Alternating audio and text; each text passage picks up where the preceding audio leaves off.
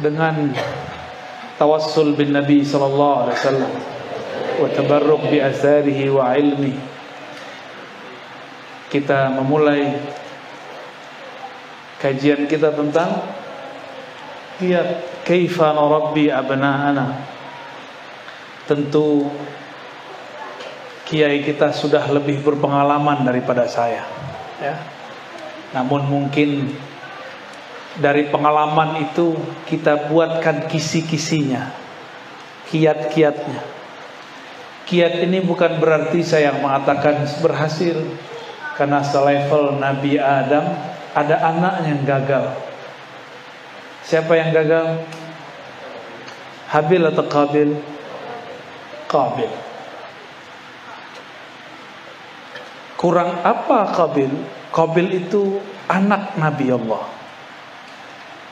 diajarkan ilmu tentang ma'rifatul asma, tapi dia kurang menjaga rahasia. Maka Nabi Adam tetap menunggu, siapa tahu ada anak berikut lagi.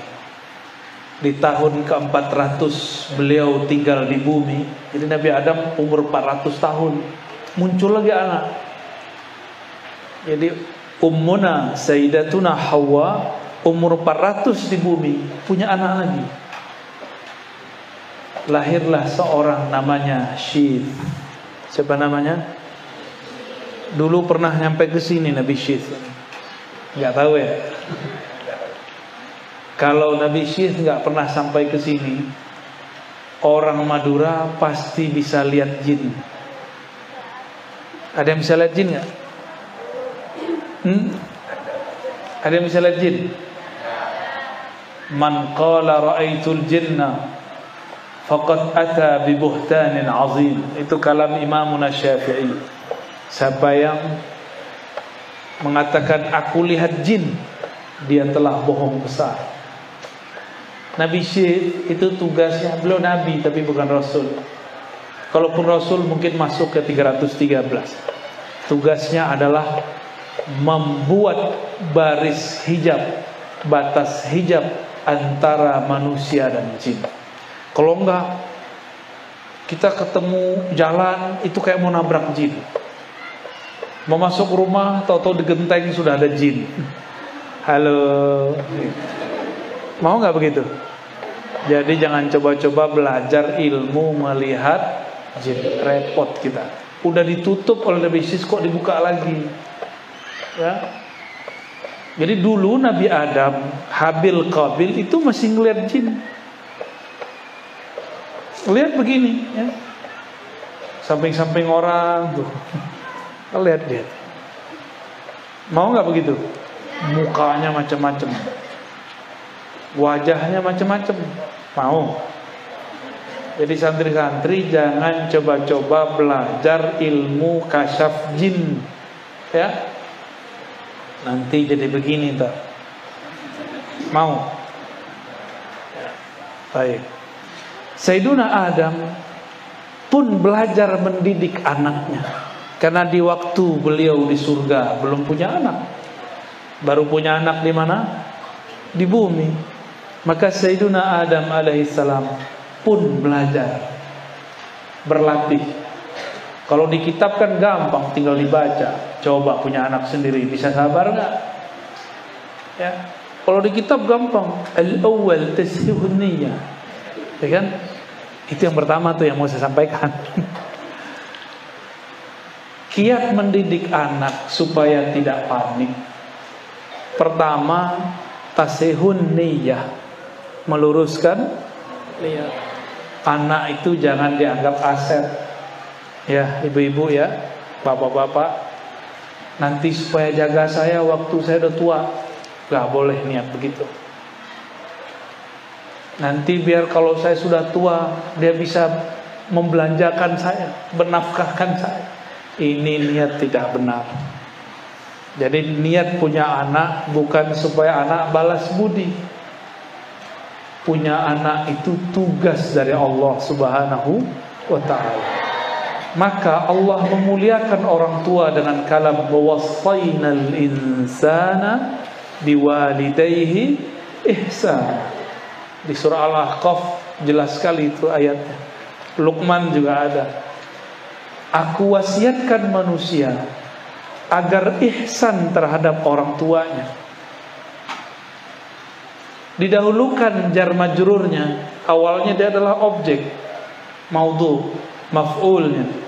Wa wasainal insana, kami wasiatkan insan, ini maf'ul pertama. Maf'ul keduanya biwalidai, pakai ba. Ba di situ menunjukkan makna serius, benar-benar terhadap orang tua, ihsana. Jadi kata ba tidak hanya jar majrur, tapi ba itu ada makna taukid di situ. Contoh, saya mengatakan lastu bikafirin, itu beda dengan lastu kafiran. Lastu kafiran, saya tidak kafir. Tapi kalau lastu bikafirin, saya benar-benar tidak kafir. Maka taukid itu tidak mesti pakai nun, tidak mesti pakai lam, bisa pakai ba. Tergantung uslub kata-katanya. Nah, ayat ini jelas, biwalidayhi ihsana.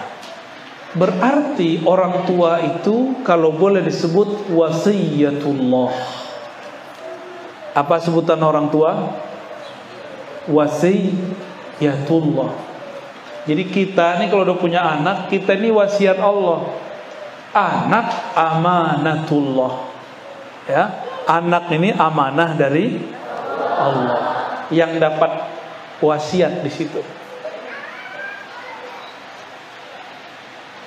Nabi Adam punya orang tua nggak? Punya orang tua nggak? Nggak punya. Beneran? Orang tua fisik nggak punya, tapi orang tua rohani punya nggak?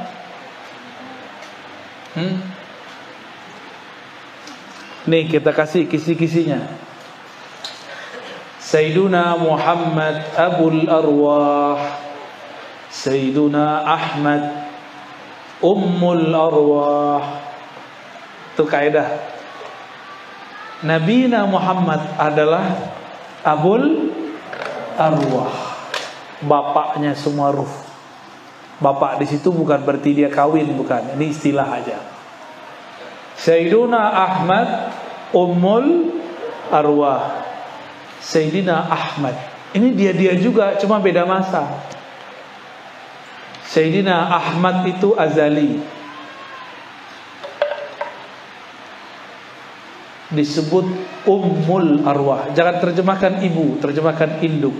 Induknya para arwah. Jadi Nabi Adam masih punya orang tua, tapi orang tua rohani, induk rohani. Ya, oke. Yang pertama harus kita lakukan apa? Tashihun niyah, bahwa anak itu bukan milik kita. Walaupun dihukum fikih, anta wa maluka li abik, rawahu Ibn Majah. Kamu dan hartamu milik orang tuamu. Itu versi fikih. Tapi dalam bab tauhid, bab akidah tidak. Lillahi ma fis samawati wal ard. Semua milik Allah, suka-suka Allah. Bapak waktu punya anak itu bisa ngatur nggak Pak? Saya pengen cewek, dapat cewek nggak Pak? Nggak bisa ya. Mukanya pengen mirip saya, bisa nggak? Nggak bisa ya. Artinya bukan kita yang cipta si anak, bukan kita yang atur si anak. Maka hak si anak pulangkan kepada yang punya. Kita cuma dapat titipan. Kita ini cuma titipan. Enak jadi bapak atau ibu? Bapak. Enak jadi bapak apa ibu? Ibu. Sebenarnya dua-duanya salah. Kan bapak nggak pernah jadi ibu. Ibu pernah jadi bapak nggak? Itu pertanyaan jebakan. Masih mau jawab nggak? Tidak semua pertanyaan harus dijawab. Ada di Quran, hal ta'lamu lahu samiyya, tak perlu dijawab. Ya. Wala in sa'altahum man khalaqas samawati wal ard. Mereka jawab la yaquluna Allah, padahal enggak perlu dijawab. Kalau akhir surat At-Tin apa? Alaihissallah. Ya, perlu dijawab. Betul kalau ahlul qiraah bilang bala, padahal enggak perlu dijawab. Tidak semua pertanyaan mesti dijawab, ya. Jadi saya ulang pertanyaannya, enak jadi bapak atau ibu? Senyum aja ya. Laki-laki itu enaknya cuma sebentar. Ibu itu enaknya sepanjang badan. Serius. Ada yang ketawa. Tapi sakitnya juga sebanyak badan. Jadi berimbang. Maka perempuan itu jangan coba-coba disentuh, berbahaya. Ya, apalagi suaminya gak di rumah, jangan coba-coba dekati. Nabi mengatakan, la tadkhulul mughayyabat, jangan masuk ke rumah yang suaminya tidak di rumah. Jadi yang pertama apa? Tashihun. Iya, pulangkan bahwa anak adalah amanah dari Allah. Kita ini cuma alat titipan. Kalau dititip, gimana kalau kita dapat titipan? Kita jaga nggak titipannya? Kalau dapat wasiat dari orang tua, jaga wasiatnya. Ini yang wasiat Allah, gimana? Itu lebih serius lagi. Jika anak diwasiatkan tentang orang tuanya, apalagi orang tuanya, dia pasti diwasiatkan tentang anak-anaknya. Maka berkatalah seorang nabi, keturunan dari Nabi Ishak, ketika beliau hendak wafat. Nabi Ishak punya anak. Siapa anaknya? Nabi Ishak punya anak, atu doang. Siapa nama anak Nabi Ishak? Ya'qub. Nabi Ya'qub itu ayah dari Nabi Yusuf. Beliau mengatakan, jadi beliau nggak nanya pertanyaan-pertanyaan aneh-aneh. Beliau cuma bertanya, pertanyaannya mesti dijawab. Ma ta'buduna min ba'di. Apa yang akan kalian sembah setelahku? Jadi orang tua nggak nanya, nanti kalian sekolahnya apa nak, makannya apa nak, nggak ditanya begitu. Itu Allah sudah jamin. Tapi yang dikhawatirkan oleh Sayyiduna Ya'qub alaihissalam, apa yang disembah anak-anaknya ketika beliau wafat. Nah, kita begitu nggak? Ibu-ibu, bapak-bapak ini kalau anaknya minta doa, doanya gimana? Semoga lancar rezeki, gitu ya. Bener? Beda sama guru. Guru kalau doain murid, semoga engkau selamat dunia akhirat. Lebih cakep mana? Lebih tinggi sisi keorangtuaan guru atau orang tua biologis? Guru. Kalau orang tua cuma doain kamu sehat-sehat ya nak ya, lancar rezeki. Berarti dia nggak memikirkan husnul khotimah, suul khotimah, nggak memikirkan masuk ke kubur.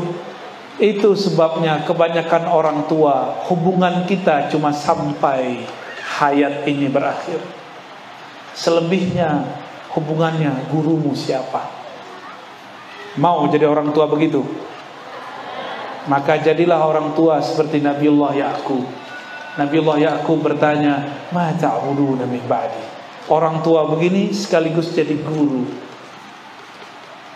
Walaupun sekolah tidak tinggi, kita boleh bertanya kepada anak-anak. Cuma kalau bapak ibu ini bukan ustadz, ustazah, jangan ceramahin anak. Kan bukan berceramah. Untuk anaknya santri, dia bilang, kalau orang ini Madura bilang iya pak, gimana? Engge gitu orang Jawa. Hah? Eki, kayak nama temanku, Eki gitu ya. Hengki. Astagfirullah. Mohon maaf ya bu, susah mengulangnya. Harus kursus bahasa Madura ini ya. Hengki gitu ya. Sahih. Ya udah saya pakai bahasa Jawa deh. Engge gitu kan. Bener, kalau orang Jawa gitu nggak? Anaknya ustadz, diceramain. Untung anaknya ustadz santri, maka dia tahu adab kepada orang tuanya. Dia bilang, Ya, baik. Ya, padahal orang tuanya ngomongnya belepotan gak jelas. Bukan ustadz, ustazah, tapi ceramain anak. Tapi kalau anaknya santri dia beradab. Kalau anaknya gak santri, dia bilang apa? Cukup lah Pak. Udah lah Mak, saya juga tahu. Ada lagi yang parah, tiba-tiba dia kabur. Maknya lagi merem, nangis-nangis, anakku, tahu-tahu anaknya udah pergi.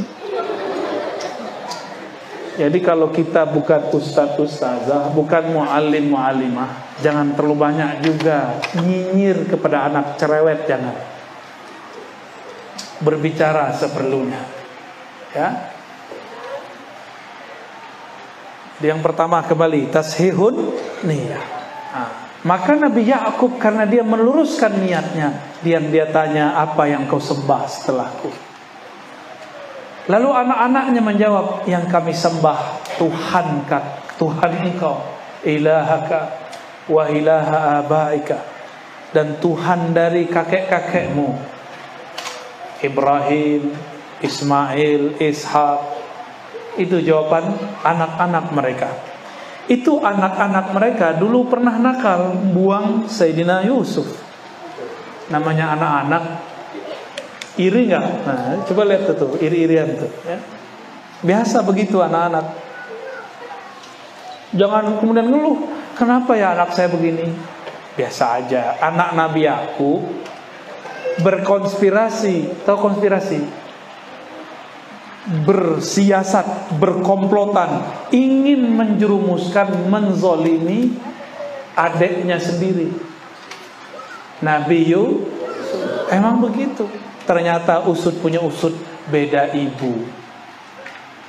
Nabi Yusuf dan Bunyamin itu ibunya berbeda dengan saudara yang lain. Jadi anak-anak itu pasti ada kecemburuan, pasti ada cemburu, ya. Nanti dia lihat abangnya dimarahin, dia tidak. Abangnya nanti cemburu. Kok saya dimarahin, adek tidak? Gitu. Nanti cemburu. Padahal karakternya beda. Si abangnya bisa dimarahin, adeknya nggak bisa dimarahin. Bisanya cuma dicuekin. Beda anak, beda watak. Bisa request nggak Pak kalau punya anak? Ya Allah, anakku wataknya kayak aku deh, gitu, bisa nggak? Nggak bisa. Kalau bisa saya bikin anak banyak-banyak Pak. Tapi nggak bisa soalnya, ya. Ini tasihun niyah. Yang kedua, sebelum punya anak ini kan tumbuh di rahim seorang ibu. Maka pastikan tempat tumbuhnya adalah tanah yang subur dan halal. Jangan hanya subur, ya, harus halal. Kalau subur banyak nggak? Banyak yang subur, tahu-tahu udah belendung aja. Maryam zaman now, Maria hadzal asr, ya. Belendung aja perutnya. Itu kesaking suburnya. Ada orang nikah bertahun-tahun masih kempes saja, ya. Ada nggak? Ada orang nikah pengen punya anak, Allah nggak kasih. Ada orang belum nikah, Allah kasih anak. Pilih mana? Jangan pilih dua-duanya. Ya, milih salah satunya salah lagi ntar. Tayyib. Saya mau tanya, duren Madura sama duren Jawa rasanya sama nggak? Padahal bijinya apa yang beda? Tanahnya. Sudah pernah makan duren Sumatera belum? Sumatera, duren Palembang, duren Padang, duren Medan? Belum? Mau nggak? Duda keren. Mau? Bapaknya pasti cemburu, ya. Duren ini asli duren. Bijinya sama, taruh satu di Jawa, satu taruh di Madura, satu taruh di Bogor, satu taruh di Medan, satu taruh di Padang, rasanya beda, hasilnya beda. Bibitnya sama, tapi rasanya tumbuhnya pun beda. Kok bisa beda? Karena lain tempat tumbuhnya. Daerah Sumatera atau daerah Madura mungkin bagi sebagian tempat lebih panas, cocok dengan durian. Sedangkan tempat yang lain dingin, tidak cocok dengan durian. Ini contoh aja ya. Contoh duda keren. Ini yang disebut bibit. Jadi nggak salah juga orang dulu mengatakan bibit itu penting, nak. Ya. Bibit itu penting. Bisa nggak nanam jagung di atas kerikil? Ya. Nanam jagung tapi di tepi jalan aspal, tumbuh. Tapi hasilnya bagus nggak? Nggak bagus. Maka bibit ini perlu. Namun tidak lebih perlu daripada yang satu lagi. Fasfar bidzatiddin. Meskipun jamal cantik, nasab bagus, nasab hasab, tapi lebih penting din. Apa arti din? Bukan agama, akhlak. Kalau agama status. Kalau agama orang Islam semua ntar. Bukan, fazfar bidzatiddin. Ad-din yakni al-akhlaq. Din di situ artinya saya jatuh cinta dengan fulan. Kenapa? Dia hafiz Quran. Belum tentu benar. Hafiz Quran belum cukup. Apa akhlaknya? Apakah adab dia adab hamalatil Quran? Itu baru dia punya din. Kawan saya, karena dia sudah bercerita, tentu saya boleh juga menceritakan ulang. Murid dari Mbah Yai Asrori, Kedinding, Surabaya. Benar Kedinding ya? Seorang pemimpin thariqah, ahli zikir, sangat tawadhu. Beliau punya murid, sahabat saya, tobat, udah nikah berkali-kali gagal.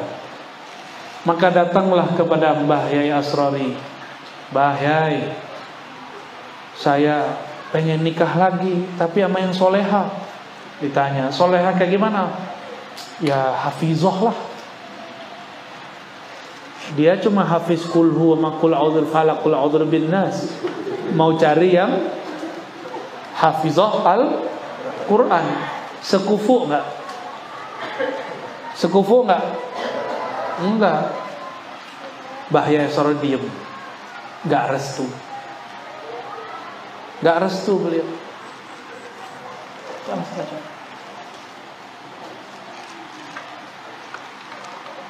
Tiba-tiba ada perempuan yang juga cantik tapi tidak hafizah. Sukanya seperti perempuan anak kota, nge-mall, jalan-jalan ya jalan-jalan, bisa nyetir lagi, apalagi pakai motor. Ini bisa pakai motor gak? Gak boleh kan? Nah, di sini khawarimul mur'ah ya. Perempuan bisa naik motor udah mulai ada. Oh, berarti mau dekat kiamat. Orang Madura, perempuan Madura kalau sudah naik motor berarti kiamatnya udah dekat. Bukan berarti haram, bukan. Karena Nabi berbicara ciri-ciri kiamat sudah dekat, perempuan mengendarai kendaraan. Saudi sudah tidak haram. Ini cuma ciri-ciri aja. Enggak haram kok, cuma ciri-cirinya. Udah terjadi sekarang di Saudi, perempuan nyetir lebih aman daripada setirin sopir jadi pacarnya ntar.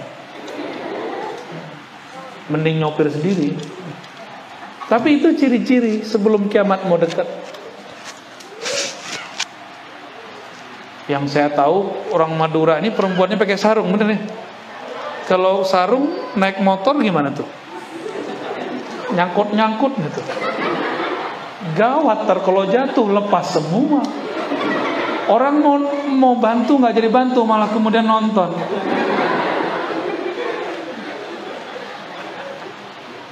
Aji mumpung.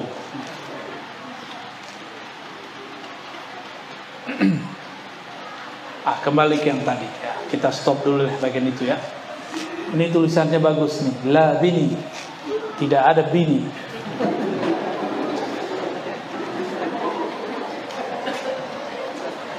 Jadi yang disebut fazfar bidzatid din bukan orang status agamanya apa, tapi akhlaknya bagaimana.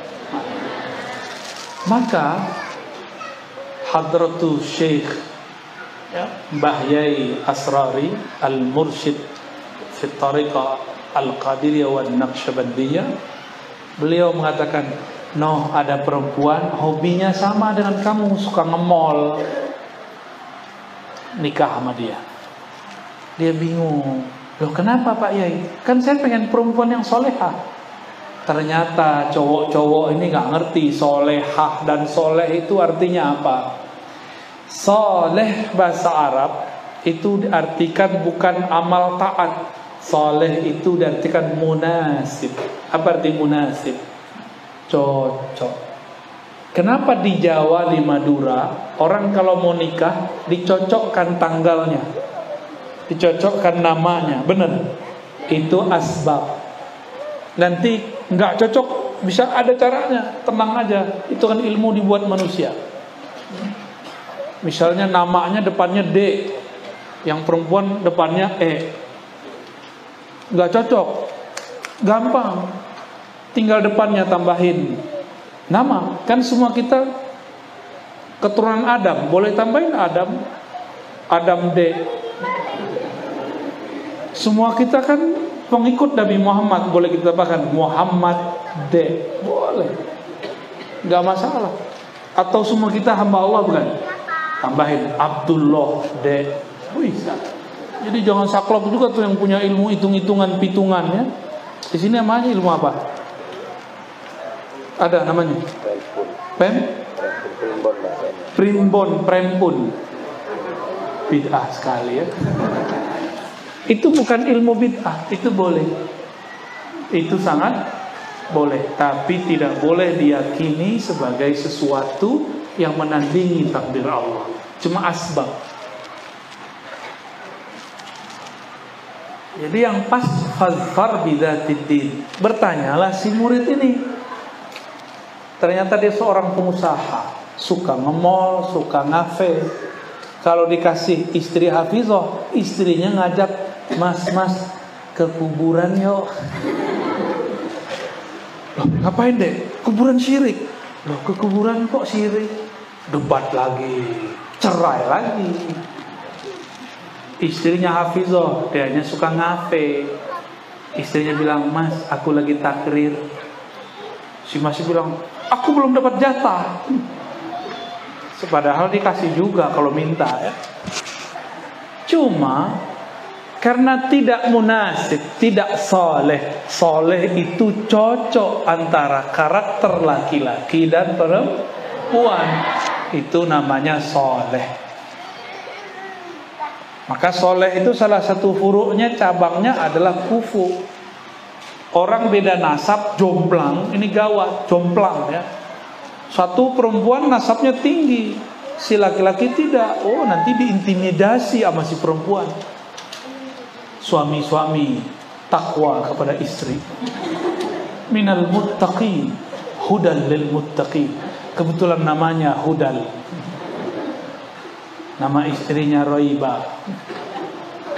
Baik. Jadi yang disebut soleh apa? Cocok. Jangan sampai yang hafiz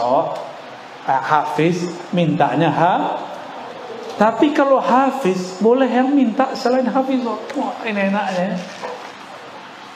Jangankan itu, seorang muslim boleh menikah dengan ahlul kitab karena dia pemimpin keluarga, dia bisa membimbing.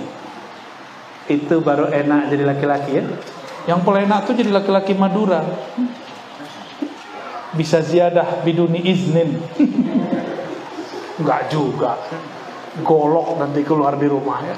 Keluar doang tuh motong bawang. Baik. Dan yang berikut yang penting adalah sudah tahu tadi fasfar bidzatid din, maka yang berikut, kalau kita mau dapat anak, harus menggunakan adab-adab Nabi Sallallahu Alaihi Wasallam. Nabi itu kalau anaknya yang bernama Qasim besar, itu agak sedikit lincah itu. Kalau bahasa anak orang sekarang apa? Anak yang aktif itu hiperaktif lah, nggak bisa diatur. Itu Qasim. Kecilnya itu lincah. Namun karena takdir Nabi Yuna Muhammad sallallahu alaihi wasallam, maka Muhammadun aba ahadin min rijalikum, maka anaknya diambil. Jadi Nabi ini punya anak yang aktif. Enggak ada di Qasim, ada di anak Sayyidatuna Fatimah, Sayyiduna Al-Hasan, Sayyiduna Al-Husain. Ketika Nabi sedang khutbah, ini khutbah bukan ceramah, anaknya naik ke mimbar, anaknya bergayutan di kaki Rasulullah. Akhirnya Nabi turun dari mimbar, gendong anaknya, lanjutkan khutbah. Sayyiduna Al-Hasan, Sayyiduna Al-Husain. Tapi saya heran kok di kitab fikih ini tidak dibahas. Kok di kitab fikih ini tidak dibahas? Seharusnya ada pembahasan itu di kitab fikih. Ya. Apakah kalau turun seorang khatib batal khutbahnya? Kan gak ada kan pembahasan begitu? Malah kalau tangan gerak-gerak, ustadz-ustadznya pada ngulang sholat, kan sombong amat itu. Ya, cuma gerak-gerak tangan dia jadi anggap batal. Itu cuma makruh, bukan batal. Jangan terlalu sombong dengan fikih kita yang saklek itu. Ya, biasa-biasa aja. Fikih itu ciri-ciri orang faqih, ya'lamul khilaf. Dia mengerti perbedaan. Semakin orang paham fikih, semakin dia toleran. Semakin orang jahil dengan fikih, saklek, dia gampang menyalah-nyalahkan orang. Beda dikit pulang sholat, beda dikit pulang zuhur. Ada yang begitu nggak? Saklek. Banyak orang begitu hari ini. Belajar kitab kuning bukannya tambah putih otaknya, tambah kuning otaknya. Ini prihatin juga saya melihat fenomena santri, tapi kok tambah saklek. Ya. Kembali ke yang tadi. Jadi kalau sudah bagus dinnya, sudah soleh, ya, sudah cocok, maka kalau mau bikin anaknya harus sesuai dengan sunnah Nabi Sallallahu Alaihi. Ya harus hafal doanya lah, ya kan? Cuma doanya nanti belajar di kitab apa namanya? Pura-pura nggak tahu. Saya malu nyebut nama kitabnya. Gak cukup itu teori. Itu teori. Itu gak mesti juga seperti di kitab. Yang penting kan sudah halal. Itu cuma anjuran. Gak begitu juga boleh. Ya. Kalau anak sudah muncul di perut, ternyata inilah awal mulai memasukkan karakter pertama buat anak. Ini anak saya 2. Ini saya belum berarti berhasil ya didik anak. Ini pasti proses. Tapi karakternya beda tergantung apa yang saya lakukan waktu ibunya hamil. Yang pertama, ibunya suka zikir khafi untuk menenangkan si anak. Ini lincah ini. Aslinya dia jalan-jalan terus ini, yang gede. Disuruh zikir khafi. Tapi di sela-sela hari-hari tertentu, ibunya dia suka musik yang agak sedikit kenceng, ngerok. Udahlah pakai rok panjang, ngerok. Saya orang yang sukanya seni-seni musik yang halus, sedangkan dia sukanya yang kenceng. Sampai hari ini kalau ada musik kenceng, dia bilang, Bibi jangan matiin, Bibi. Radio, kita kalau nyetel radio di mobil, terus ada bunyi musik yang kenceng,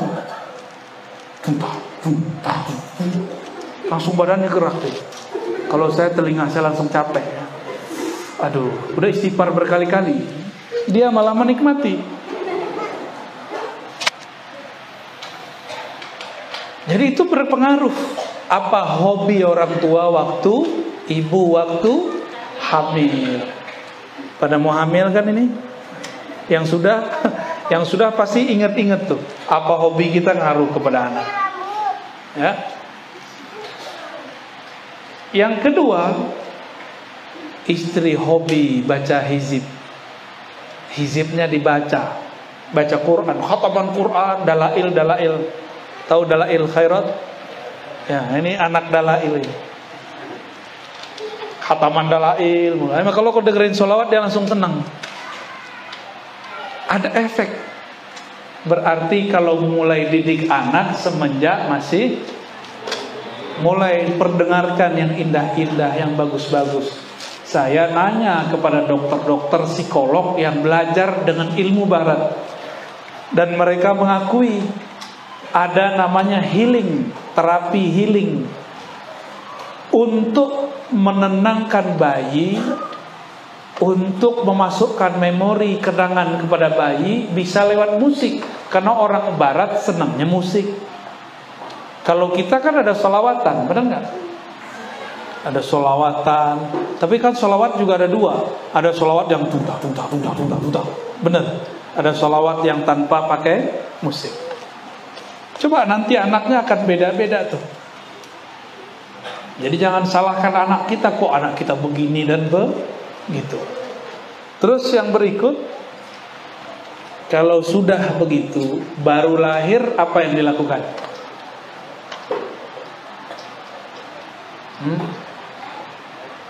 Diapain baru lahir? Diajak tarung. Wih, jagoan. Emang anak kambing bisa langsung berdiri? Yang bisa langsung berdiri anak apa? Anak kambing, anak kucing bisa langsung berdiri ya. Walaupun goyang-goyang. Saya nyaksiin kambing saya dulu lahir. Dulu saya juga anak yang suka merawat kambing. Dan juga dulu senang sama anjing. Dulu senang karena di kampung saya orang suka berburu. Kita nggak suka burunya, suka yang dijadiin buruan. Tuh anjing tuh, sama kemana-mana.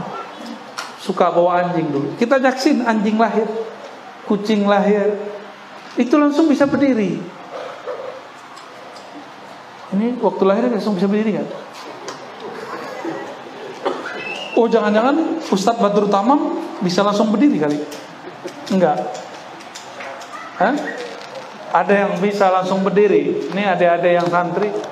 Dulu waktu lahir ingat gak? Ada yang ingat gak waktu lahir? Gak ada yang ingat. Jangankan kalian, Pak Kiai juga gak ingat. Dulu waktu nendang-nendang ibunya di perut, ingat gak? Ingat? Gak ada yang ingat. Saya juga gak ingat. Dulu waktu kalian minum air ketuban ibu, ingat gak? Gak ada yang ingat kan? Sama, kita gak ada yang ingat. Memori ini sangat pendek, tapi dia pasti tersimpan. Karena tubuh kita ini setiap selnya bisa menyimpan kenangan. Di hidung ada kenangan. Contoh, kayaknya yang pernah ke Jakarta deh. Ustadz Ali pernah jatuh cinta perempuan kan di Jakarta? Ya, pernah ya? Atau senang aja. Dia ada parfum khusus nggak dia? Nggak suka parfum. Ketahuan hidungnya, hidung Korea. Kata Ibnu Qayyim dalam kitab Raudhatul Muhibbin, kitab ini aman dibaca. Hidung itu punya memori terhadap aroma bau. Bau ketek. Wah, ketek dia nih. Bau apa lagi? Bau parfum. Bau parfum itu bisa membuat orang melayang kemana-mana. Nah, yang pernah dulu punya hubungan dengan seseorang, pasti kalau dekat-dekat sama dia, entah bau ketek, entah bau apa itu semerbak baunya akan tertanam di sini, nggak akan hilang. Udah 5 tahun, Tiba-tiba ada orang lewat, parfumnya sama. Ingatan kita bukan orang itu, tapi kepada orang yang dulu kita pernah bertemu. Hidung ini punya kenangan. Jadi cara mengingat tidak hanya otak. Nah, ini tips belajar cepat. Belajar menghafal tanpa perlu pakai otak. Gimana caranya? Menghafal dengan semua tubuh kita. Gimana caranya? Orang itu akan menyerahkan dirinya kalau sudah senang dan cinta. Cintai guru, maka semua gerak guru akan tersimpan di tubuh kita. Ya, yang belum cinta sama gurunya, oh susah. Susah hafalnya, susah ntar. Apalagi gurunya galak.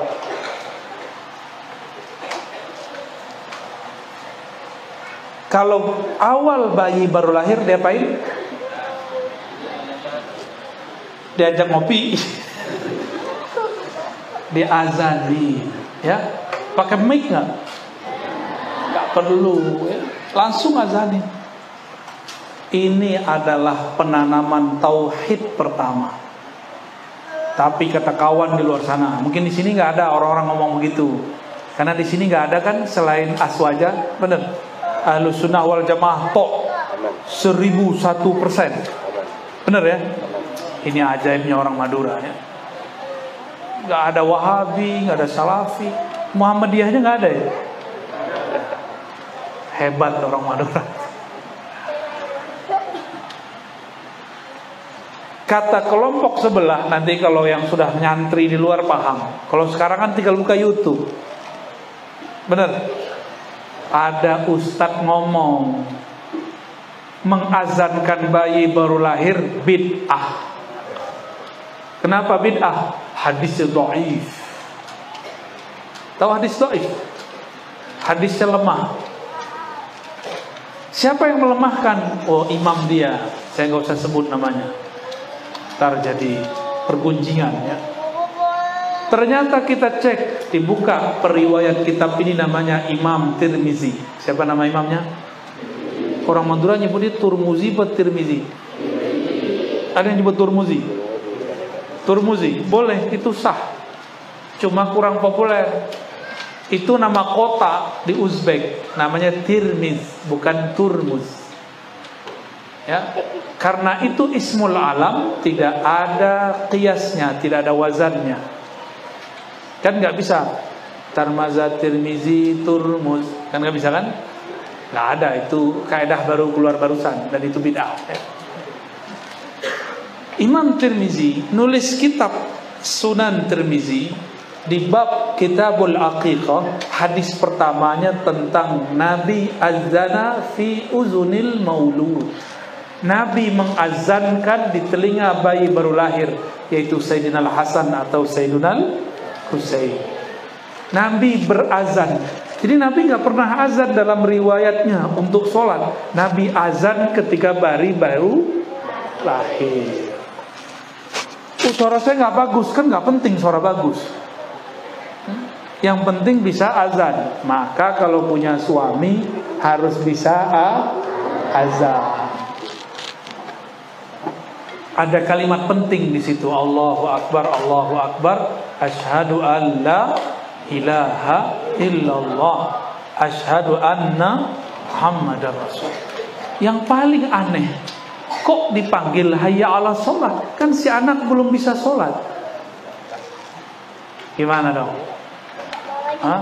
Si anak itu udah sholat, cuma kita yang gak tahu. Sholatnya bayi itu ngeak-ngeak, itu dipanggil Allah itu. Ya Allah lapar, ya Allah lapar. Allah kirimlah orang tua, Allah kirimlah ibu. Maka ayah ibu itu utusan Allah untuk anaknya, disebut wasiyatullah. Itu sebabnya durhaka kepada orang tua sama dengan durhaka kepada Allah. Itu baru orang tua fisik. Gimana orang tua batin, yaitu guru rohani? Durhaka kepada mereka pasti su'ul khatimah. Nauzubillah min dzalik. Jadi pertama kali diazankan, Inilah yang disebutkan dalam satu riwayat, alimu auladakum la ilaha illallah. Walaupun hadisnya tidak sampai derajat sahih, tapi maknanya sahih. Ajarkan anakmu pertama kali kalau baru bisa ngomong la ilaha illallah. La ilaha illallah bahasa Arab atau bahasa apa? Terserah. Karena bayi itu menangkap rasa. Pakai perasaan itu bayi. Bunyinya la ilaha illallah boleh, pakai bahasa Madura boleh, bahasa Indonesia boleh. Dalam satu riwayat walaupun tidak populer, ketika hujan turun ada seorang sahabat, bahkan disebutkan riwayat itu sahabat Rasulullah di masa Nabi hidup. Itu sahabat ketika bayinya digendong, hujan turun, apa kata dia? Wahai anakku, saksikan Allah menurunkan hujan. Padahal anaknya belum ngerti juga. Biar jadi memori masuk ke telinga anak. Tapi jangan banyak-banyak, jangan ceramain bayi. Dek, nanti kalau kamu dewasa, anaknya nggak ngerti. Sama dengan anak kelas 1, diajarkan pakai pelajaran kelas 3, nggak bisa. Dan yang terakhir, al-mar'u ala dini khalilih. Seseorang itu dinnya, akhlaknya tergantung khalilnya, temannya, lingkungannya, pesantrennya, sekolahnya, kampungnya, kawannya. Maka kalau anak kita mulai dewasa, mulai gede-gede, pilihkan bagi anak komunitas, tempat ngumpul, tempat main, tempat belajar, orang-orang yang baik. Kalau anak sudah kenal enak asiknya berteman, maka ajaran orang tua cuma 30% masuk, 70%-nya ajaran kawan. 70%-nya ajaran kawan. Kalau masih kecil anak ikut kita, tapi kalau anak sudah mulai kenal kawannya, dia ikut kawannya lebih banyak daripada orang tua. Gengsi ikut orang tua. Maka ini yang paling penting, itu kiat paling inti. Al-mar'u ala dini khalilih. Seseorang berdasarkan akhlak dari komunitasnya, temannya. Beruntunglah santri-santri ini punya kawan orang pesantren. Beruntunglah orang-orang di Madura, kebanyakan kampung di Madura ada pesantren. Ya, beruntung. Mau di mana aja orang zikiran, tahlilan, baca kitab, sholawatan, nikmatnya bukan main. Tapi itu berbanding kuat, terbalik dengan karakter orang Madura yang sangat luar biasa. Jadi betul-betul Allah kasih hadiah. Ini karakternya dikasih hadiah yang besar. Begitulah di setiap tempat dan masa. Maka Bapak Ibu adinda para santri, kita bersyukur pesantren itu sebenarnya mewah. Kalau di kota orang mau kursus bahasa Inggris bayar, mau belajar bahasa Arab bayar, mau belajar bahasa Indonesia aja bayar, mau belajar matematika bayar, mau belajar nahwu sorof kursus berjilid-jilid nggak bisa-bisa juga. Kalau di pesantren gajinya guru syukron, ya nggak? Bahasa Maduranya apa? Sekalako. Sekalako gitu ya. Syukron. Paling-paling kalau ada berkatan isinya 5.000, ya salam. Itu ustadz ngajar nahwu sorof, ngajar tahfiz, ngajar akidah, ngajar semua. Itu ilmu mewah di Jakarta. Maka nih 2 ustadz ini kalau udah kenal duit di Jakarta malas pulang. Tapi ada lagi yang mereka temui. Kalau mereka ketemu waliullah pasti gak mau pulang juga. Saya gak tahu nih mereka yang mana nih ya. Ketemu wali apa ketemu fulus nih. Mirip-mirip. Tapi saya yakin mereka ketemu waliullah ya. Orang kalau udah tahu secara mudah di Jakarta, itu ilmu yang di sini berserakan di sana jadi mutiara. Maka saya takjub dan sangat salut, angkat topi kalau bahasa orang luar. kepada kiai-kiai, guru-guru yang cuma digaji dengan apa? Psikologa. Aduh, susah sekali ya. Syukron, udah gitu aja ya. Cuma pakai TKS, terima kasih. Tapi mereka diberkahi oleh Allah. Coba lihat para kiai, para gus, Allah berkahi mereka. Allah berkahi karena mereka mau didik orang. Ternyata dulu, ini hiburan untuk saya dan para guru. Dulu Nabi pernah berpesan kepada Abu Sa'id Al-Khudri, wahai Abu Sa'id, nanti akan banyak orang-orang dari luar Madinah datang belajar kepada engkau, kepada kalian murid-muridku, wahai para sahabat. Abu Sa'id, ingat-ingat itu, benar, Rasulullah wafat tidak lama, tiba-tiba banyak orang datang berkumpul di masjid mencari Abu Sa'id Al-Khudri. Apa yang kemudian dikatakan Abu Sa'id? Abu Sa'id kata sambutan, marhaban biwasiyati Rasulillah, selamat datang wahai wasiat para Rasul. Jadi santri itu wasiat Rasul. Berarti yang dapat wasiat siapa? Guru. Kalau yang dapat wasiat guru ini meyakini ini wasiat Rasulullah, dijamin gak hidupnya? Dijamin hidupnya. Allah yang jamin langsung. Maka insya Allah kalau orang jadi muallim yang ikhlas, hatinya tidak pernah miskin, walaupun orang melihatnya miskin, ya. Karena jadi ustadz itu ribet, beli mobil baru dikira sedekah.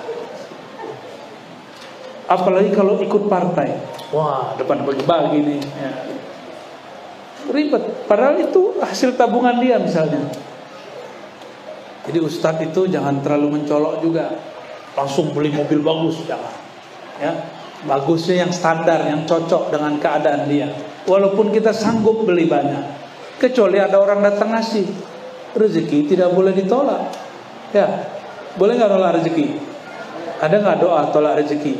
Yang ada tolak bala. Waqina syarrama, nggak ada. Waqina ma razaqta, nggak ada. Itu salah doa itu orang. Mursyidnya sepertinya iblis ya. Baik. Yang paling penting tadi apa? Al-mar'u ala dini khalil. Ustadz itu kalau nggak ngumpul sama orang ikhlas, sama. Ustadz itu juga ada gap-gapnya, ada kelompok-kelompoknya. Ada ustadz ngartis. Dia bukan artis, gayanya doang. Kalau artis ditarif nggak? Tarif. Tuh, kalau udah mulai narif-narif, itu udah ngartis namanya. Itu pantangan para kiai, benar gak Pak Kiai? Pantangan kiai. Namanya manusia, mau kiai, mau ustad, mau wali, senang dikasih duit. Apalagi duitnya akeh, banyak. Benar gak? Seneng. Kalau bisa di atas honornya artis. Tapi gak boleh ngomong, gak boleh bilang saya ngajar sekian, bayar sekian, gak boleh, itu haram hukumnya. Kalau kecuali ngobatin orang, obat, ya. Kalau ngobat ngeruqyah boleh pakai tarif. Padahal lebih mulia jadi guru daripada ruqyah. Karena saking mulianya tidak boleh pasang tarif, karena dia mulia tak ternilai. Gak ada cara untuk menilainya. Semoga guru-guru kita dijaga keikhlasan oleh Allah. Semoga jamaah murid-muridnya suka memberi hadiah. Amin ya rabbah. Allahumma salli ala Muhammad. Fadhal.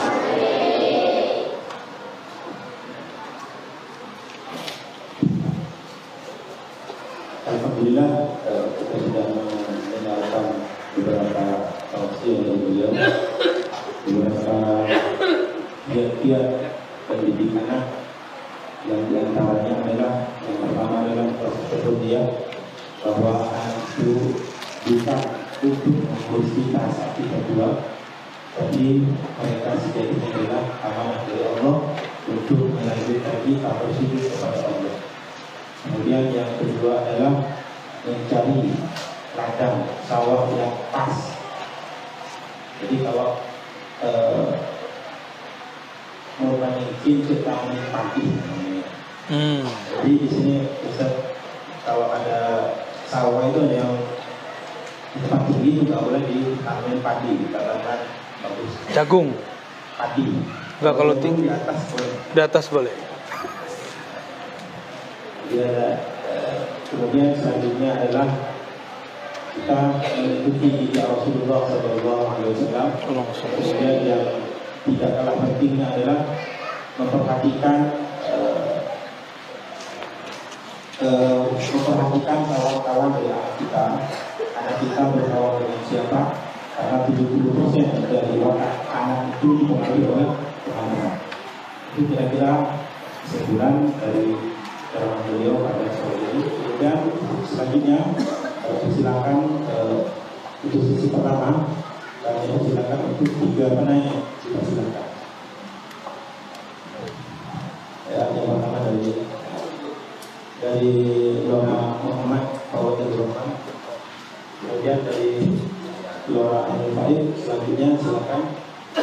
Oke, silakan. Dimulai dari Lora Muhammad. Silakan. Lora Gus.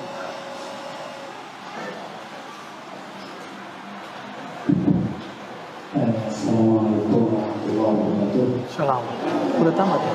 Udah tamat. belum Mau terakhir. Bisa dari dulu saya melihat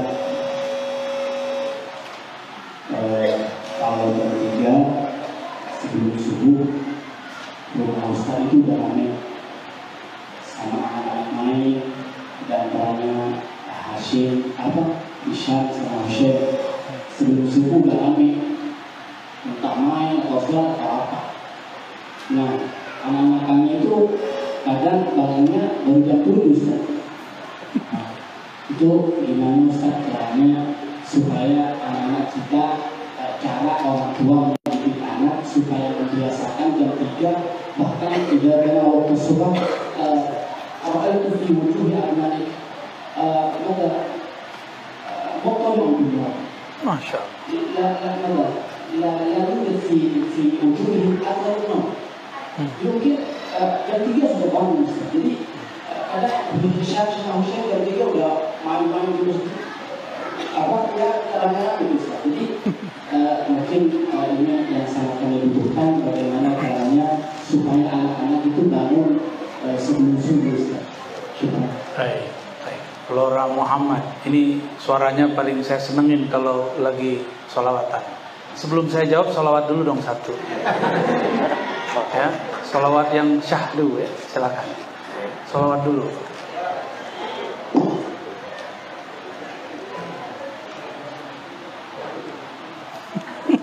Tembak langsung. يا طلبة ماذا نقول وفيك قد حل الرسول وكلنا نرجو الوصول لمحمد نبينا وكلنا نرجو الوصول لمحمد نبينا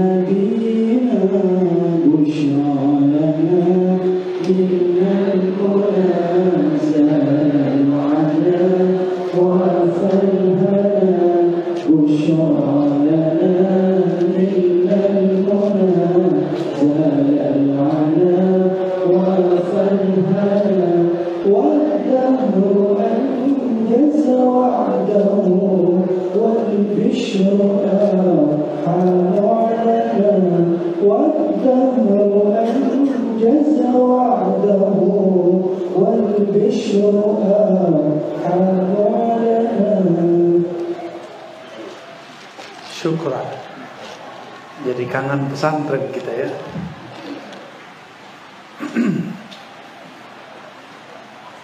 Tahaddus bin ni'mah, saya mengamalkan sholat witir dan menjadikan itu wajib. Jadi bagi saya sholat witir wajib, sholat 5 waktu fardu, tetap 5 waktu yang fardu. Dari mana? Dari kalam Sayyidina Nabi SAW. Apa kata beliau? Autiru walau biraka'ah. berwitirlah meskipun 1 rakaat. Dan Imam Bukhari meriwayatkan dalam Sahih Bukhari dan Muslim, Nabi tidak pernah meninggalkan witir hatta wa huwa ala rakib, ya, ala rikabi, ya, wa huwa yarkab rikab. Jadi ketika Nabi masih di atas kendaraannya, itu beliau juga masih sholat witir. Maka kita membedakan wajib dengan fardhu. Wajib di situ sesuai dengan tadi, pengen usul kan? Autiru, fa innallaha yuhibbul witra. Berwitirlah, Allah suka dengan orang yang witir. Kalau Allah sudah suka sama kita, kita pengen apa, Allah kasih nggak? Ini ibu-ibu kalau sudah disuka sama bapak-bapak, mau apa aja dikasih nggak kalau punya? Dia pengen rumah, kasih. Pengen motor, kasih.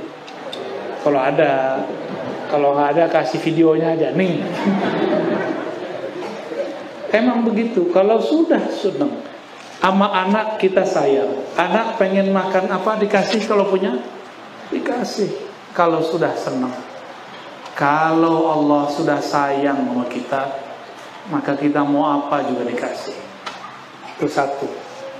Itu keberkahan. Dan itu amalan saya ambil dari Syekhuna Ali Mustafa Yaqub. Jadi itu amalan beliau yang diijazahkan kepada kami untuk memperkuat hafalan. Tapi dalam perkembangannya saya mendapatkan rahasia-rahasia lain. Ini juga rahasia bagi para muallim, duat, khutbah dan hafiz. Jika ingin menjadi da'i ilallah, maka harus punya waktu berkhalwat, bersepi-sepi, bersunyi-sunyi hanya dengan Allah. Nanti ketika dia bertemu masyarakat banyak, umat yang banyak, dia biasa aja udah. Karena dia sudah biasa dengan yang maha besar. Selain Allah terasa kecil. Mau dipuji 1000 orang, mau dibenci 100 orang, sama aja. Karena bagi dia hasbunallah wa ni'mal wakil, cukup Allah saja. Cukup Allah. Ini kalau orang sudah biasa berkhalwat, dia khalwat dari dunia, dia tinggalkan sibukan dunianya. Tidur itu duniawi. Kita kalau tidur 8 jam sehari, sebulan jadi berapa? 8 kali 30 kali 12, umur sudah 30-40 tahun. Berarti udah berapa lama kita tidur dan hasilnya gak jelas. Makanya Allah kemudian memulai risalah. Kualitas kenabian Nabi Muhammad itu diperkuat dengan kualitas risalah. Caranya, wahai muzammil, wahai orang yang berselimut, qumil laila, bangunlah malam hari, meskipun qalila, meskipun sedikit. Kata laila inilah yang menginspirasi Imam Abdurrahman Al-Jami. Muncullah kalimat laila majnun. Itu dari sana, dari surat ini. Laila Majnun. Wah, itu panjang ceritanya. Kita nggak usah cerita Laila Majnun dulu. Lalu anak-anak itu nggak boleh diancam. Kalau apalagi laki-laki, anak-anak itu dikasih reward. Anak soleh bangun, gitu. Jadi cara bangunannya ada anak itu senang dipuji, anak ganteng bangun. Kalau si abang senang dipanggil anak soleh, kalau si adek senang dipanggil anak ganteng. Husain ganteng gitu. Dan jangan coba-coba bilang dia jelek, itu gelas aja terbang itu. Ini kejadian waktu kita nginep di Surabaya kemarin di hotel. Abangnya bilang kamu jelek, ngomongnya 7 kali. Gelas di depan dia plung terbang. Beda gaya. Jadi kalau bangunin yang anak ini mungkin dengan memuji dia, anak soleh, anak baik, anak keren. Apalagi si anak suka kartun yang baik. Itu tinggal dibilangin, sebutin kartunnya yang lucu-lucu itu. Sahabat Doraemon, gitu boleh. Doraemon udah bangun tuh. Doraemonnya gak pada tidur. Apalagi kalau dapatnya kartun-kartun indah. Muhammad Al-Fatih, Salahuddin Al-Ayubi. Apalagi sebelum tidur si anak minta cerita. Ini untuk bapak-bapak, ibu-ibu, harus jadi orang pinter bercerita untuk anak-anak. Jangan main handphone mulu, anaknya minta cerita. Taruh handphonenya kalau anaknya minta cerita. Anaknya nanya ngobrol.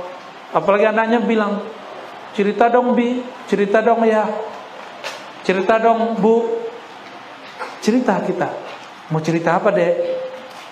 Tanya dia mau cerita apa. Atau kita mengajukan, mau dengar cerita Nabi gak? Mau dengar cerita ini gak? Anak-anak yang dulu waktu kecilnya diceritakan dongeng atau kisah oleh ayahnya, nanti saat besar bisa duduk di tempat kursi seperti ini. Saya maksudnya, saya ini produk cerita kancil, Torikot Kancilia. Jadi ayah saya kalau saya mau tidur saya panggil, Pak, cerita kancil dong. Cerita bapak saya tentang kancil. Cerita bener kancil. Jadi yang masuk ke dalam pikiran saya tentang kancil mencari bulan. Gak ketemu-ketemu. Besok minta lagi si Pandir dan kancil. Besok si Kabayan. Besok macam-macam. Karena bapak saya bukan ulama, bapak saya cuma Pak Lurah, tapi senang beragama. Cerita Nabi apal, tapi kan kita sudah keseringan dengar cerita Nabi. Pengennya unik-unik, yang bisa berubah-ubah, bisa terbang-terbang. Anak kecil kan suka begitu. Kalau perempuan mungkin lain lagi. Jadi Bapak Ibu, kalau anak minta cerita, itu kesempatan membentuk anak. Sampai sekarang Bapak Ibu senang cerita gak? Kalau khutbah gak ada ceritanya, hambar gak? Kalau ada berita gak ada kisahnya, gimana? Gak seru. Sampai sekarang Bapak Ibu kalau ada maulid Nabi, terus tidak ada ustadz yang bercerita, asik gak? Yang asik itu maulid kalau ada ceritanya. Karena Quran itu berisi cerita. Seperempat ayat Quran itu cerita semua. Cerita masa lalu, cerita masa depan, cerita kekinian, cerita tentang bumi. Wasyamsi wa duhaha, bagi saya itu cerita. Allah bercerita tentang matahari dan duhanya. Baik. Jadi gimana caranya bangunin anak dengan panggilan yang dia suka? Gak mesti dia sholat, cukup dia bangun aja. Kita bangun, anak-anak bangun, nanti dia bangun sendiri. Itu enaknya kalau di pesantren. Dulu kan masih di pesantren ya. Kalau sekarang kan saya sering keluar. Kadang-kadang kalau kita nggak di rumah ya nggak tahu apakah anak masih bangun atau tidak. Jadi beruntung hidup pesantren, hidup mewah. Dibangunin nggak jam 3? Adik-adik bangun, terus tidur lagi. Sholat tahajud nggak malam tadi? Enggak. Gimana kalian mau perang sama Yahudi ya? Mau perang sama Dajjal, diajak bangun aja nggak mau. Nanti ada masa Dajjal keluar 40 hari 40 malam, nggak bisa tidur kita. Nggak bisa tidur. Latih-latihlah kurangin tidur dari sekarang. Maka saya tidak pernah mengeluh karena kurang tidur. Saya mengeluh kalau orang kurang semangat. Ya, kira-kira gitu. Dapat ditangkap poinnya. Hidupkan satu sir, yaitu witir, zikir. Lalu kalau mau bangunin anak, panggil dengan nama yang indah, nama yang dia suka. Tapi biasanya ibu-ibu itu suka godain anak. Julek kamu, digituin ya. Dasar pemalas. Itu kan doa, ibu yang ngomong, diaminin malaikat, jadi pemalas beneran. Dasar anak durhaka, benar jadi durhaka ntar. Jadi kalau anak-anak kita bandel, jangan didoain jelek, doain, ya Allah, anakku pinter, semoga kalian jadi dokter. Didoain. Kalau dia suka ngoceh aja, kita belum selesai ngomong dia ngomong lagi, semoga kamu jadi kiai yang karismatik nak. Saya kutuk kamu jadi ulama. Kan bagus tuh. Jangan kutuk-kutuk jadi kodok kamu. Apalagi dikutuk menjadi malin kundang. Itu cerita. Saya nggak tahu, saya nggak yakin ada ibu begitu ya. Aku kutuk kamu jadi batu. Percaya nggak ada ibu begitu? Saya nggak percaya. Ibu yang begitu pasti ibunya berhati batu. Jadi saya orang Sumatera Barat, saya nggak percaya dengan cerita ibu doain anaknya jadi batu. Saya nggak percaya. Mungkin nggak ada doa, dia jadi batu aja sendiri. Kalau ibu nggak mungkin doa. Wallahu a'lam bis-shawab.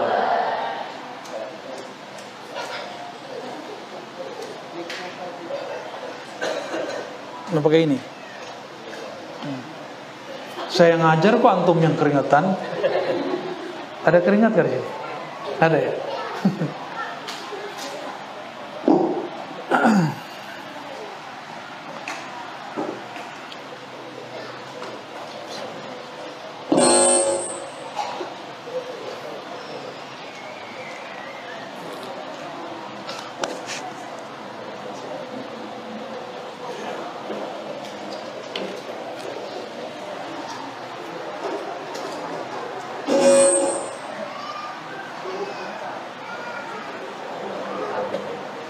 خلاص بهذا بس. Terima kasih dari jawaban untuk penanya yang menurut saya ini adalah penanya yang paling optimis, karena belum punya anak sudah nanya kiat-kiat mendidik anak. Semoga Allah segera memberikan anak. Punya bini dulu. Pertanyaan selanjutnya dari Gelora Anil Farid dari Persilakan. Bismillahirrahmanirrahim. Assalamualaikum warahmatullahi wabarakatuh. Assalamualaikum. Terima kasih atas waktunya. Buya, saya ingin bertanya yang pertama, apakah konsep ibda' binafsik berlaku kepada orang tua yang perlakuannya tidak sesuai dengan adab, akhlak atau bahkan syariat, dengan dalih supaya anaknya kelak tidak sama dengan orang tuanya? Yang pertama. Yang kedua, ini jawabannya tadi sudah disinggung, cuman saya ingin lebih tafsir ya. Yang kedua, kalau boleh sharing rahasia orang tua dari Buya Ar-Razi sehingga sekarang menjadi sosok yang menurut kami uswah hasanah. Dan yang terakhir, mungkin Buya hendak memberikan ijazah kepada kami para orang tua, doa atau zikir atau apa, supaya anak-anak kami menjadi anak yang soleh dan solehah. Itu pertanyaan dari saya. Terima kasih. Assalamualaikum warahmatullahi wabarakatuh. Assalamualaikum. هذا السؤال الأخير صح؟ هذا أخير؟ في باقي؟ طب قبل الأخير. Lora langsung borong jadi 3 pertanyaan ya. Orang bisa borong karena ada alat pemborongnya. Jadi bisa nanya banyak karena memang banyak alatnya. Yang pertama ada ungkapan ibda, itu hadis Nabi, ibda binafsik atau ibda biman ta'ul. Itu gimana kalau orang tuanya nggak benar? Sebenarnya gini, semua kita ini ada masa tidak benarnya. Jadi bukan hanya orang-orang jahat, nakal, orang awam. Enggak, hatta seorang kiai, seorang gus, lora, ustadz, buya, syekh, ada masa-masa di titik hidup dia aja enggak benar. Kenapa? Karena kita manusia. Kita bukan malaikat. Sayyidina Adam pernah sekali lupa. Maka lupa itu jadi keturunan. Maka kita ini lupa, ini turunan dari Nabi Adam. Pada lupa nggak Pak? Jangan lupa pulang ke rumah Pak ya. Jangan lupa sama istri sendiri. Baik. Lalu bagaimana dengan ungkapan ini? Ungkapan ini kan usaha. Berusahalah kalau kamu mau melakukan sesuatu, mau mengajarkan sesuatu mulai dari diri sendiri. Maksudnya sederhana. Kalau mau ngajak, ini nama kampungnya apa nih? Pasanggan. Mau ngajak ke Pasanggan, tapi nggak pernah ke sini, Muter-muter nggak? Jalannya Masya Allah dahsyat sekali. Saya jantungan karena melihat ada mobil tadi Avanza sudah mau masuk jurang. Ya salam. Jadi setiap kali mau belok, zikirnya jadi tambah banyak. Itu sopir waliullah kali ya. Karena membuat kita semua menjadi bernyebut nama Allah dalam hati. Amin. Jadi mulai dari diri sendiri itu maksudnya berusaha menghidupkan nur di sini. Tempuh dulu jalan, baru orang ajak ke jalan itu. Saya pernah cerita dulu, kita mau ke Baduy. Baduy itu di daerah Banten. Orangnya pakaiannya masih pakaian orang 100 tahun yang lalu. Dan kakinya nggak pakai sendal. Kebayang orang lama. Saya turun dari kereta api, nanya ke orang-orang, mau ke sana naik apa? Wah, bisnya udah nggak ada Pak. Terus gimana? Pakai angkot aja sewa. Maka kita carilah angkot. Angkot di sini sama angkot. Taksi. Oke, saya carilah sopir taksi. Pak sopir, tahu Baduy nggak? Saya sebut nama daerahnya. Oh, tahu. Yaudah, tolong antar kita. Diantarlah sama dia. Jam 5 sore masih terang. Jalan. Kawan kita pakai GPS. GPS-nya menjadi kacau. Nggak tahu kita dibajak ke alam mana. Mungkin dimasukkan ke alam Jabarut. Lalu menjadi carut marut. Tadinya cuma 3 kilo mau nyampe, dia ajak sudah 7 kilo menjauh daripada.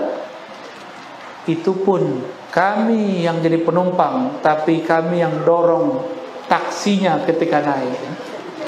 Taksinya nggak sanggup mendaki. Pas mendaki, terpaksalah kita turun. Kita yang bayar, kita yang non-dorong. Itu sopir taksi paling hebat sedunia ya. Akhirnya saya tanya, Mas, kamu ngerti jalan gak sih? Saya sebenarnya belum pernah ke sana, Mas. Nah, inilah nasib dai-dai, ustad-ustad, kiai-kiai ngajak kepada Allah tapi belum ketemu Allah. Ngajak ma'rifatun Nabi tapi rindu Nabi belum ada. Ngajak zikrullah tapi gak pernah latihan zikir. Ngajak anaknya jadi soleh, dirinya belum soleh. Kira-kira begitu ya. Kita ini kan gak ada yang benar-benar soleh, termasuk saya. Kita sedang berusaha menjadi orang soleh. Ini menjambung yang nomor 3 tadi jawabannya. Saya bukan orang sempurna Bapak Ibu ya. Aib saya banyak, dosa saya sangat menggunung, bahkan mungkin melangit. Maka setiap istighfar itu saya selalu nangis, karena saya merasa dosa saya banyak. Tapi kadang-kadang kita sembunyiin, kita gak mau istighfar depan orang. Saya menyimpan rasa hina itu di dalam diri sendiri. Maka saya pun sampai hari ini masih memperbaiki diri setiap saat. Karena ayatnya menyebutkan qad aflaha man zakkaha. Zakkaha meskipun lafaznya fi'il madhi, tapi yadullu wa yufidu ala dawami was subut. Itu selalu abadi. Sungguh beruntung orang yang selalu membersihkan jiwanya. Selalu.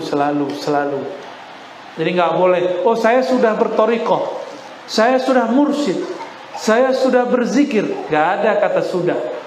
Seorang murid datang, Buya, kok saya sudah zikir tapi pikiran jadi kacau lagi?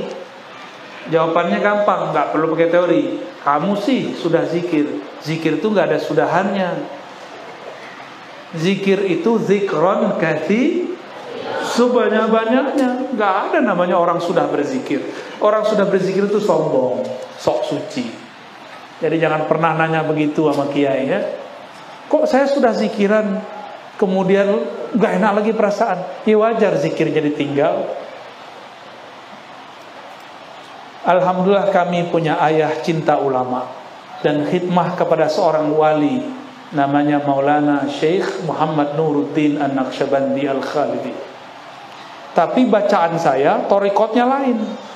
Saya nanya, Pak, itu torikot Qadiriyah di mana? Maka beliau bilang, minggu depan saya anterin kamu. Ternyata bapak saya nggak sadar, saya itu dilarang baca buku. Bukunya ada setumpuk lemari, ditaruh di bagian lemari paling bawah pojok, dikunci. Tapi diam-diam kita intip kuncinya ditaruh di mana.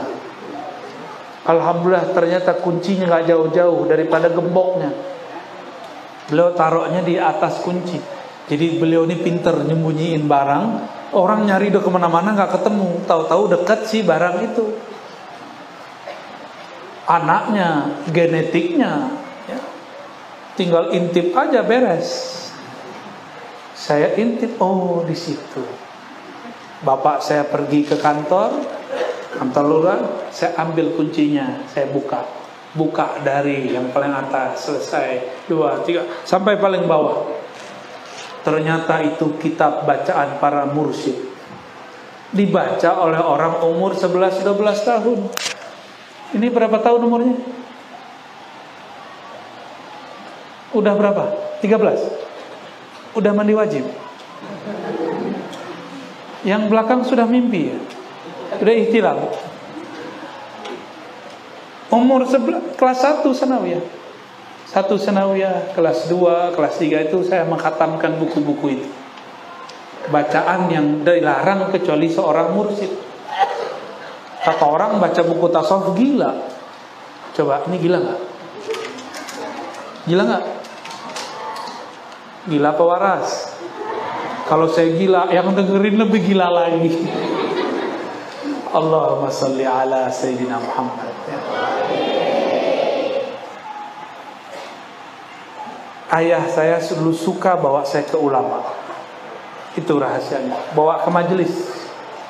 Bukan hanya majelis maulid, tapi majelis ngaji kitab. Walaupun sampai di sana saya tidur. Gitu. Jadi bawalah anak-anak kita ke ulama. Gak mesti didoain, mandang aja cukup. Apalagi kalau dapat doanya, ya. Apalagi kalau dapat tahniknya. Kalau saya gak menahnik ya, karena saya sendiri tahu diri kita ini banyak dosanya. Maka walaupun sunnah mentahnik anak, tapi saya tidak berani mentahnik anak. Jadi zurul ulama, ziarahi ulama, bawalah anak-anak.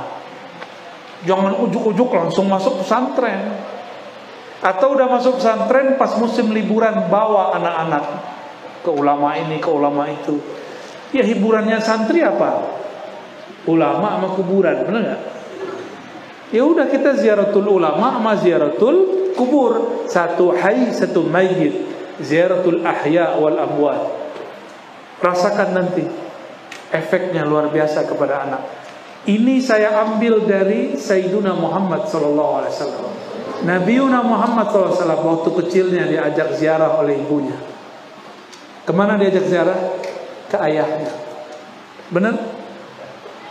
Ziarah ke kakeknya, semuanya ziarah. Jadi Nabi itu adalah Nabi, pemimpin Sayyidul Kuburiyin. Di sini istilah itu nggak populer ya.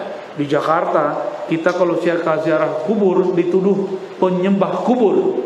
Mereka buat istilah kuburiyun. Jadi jangan kaget ya orang Madura nih.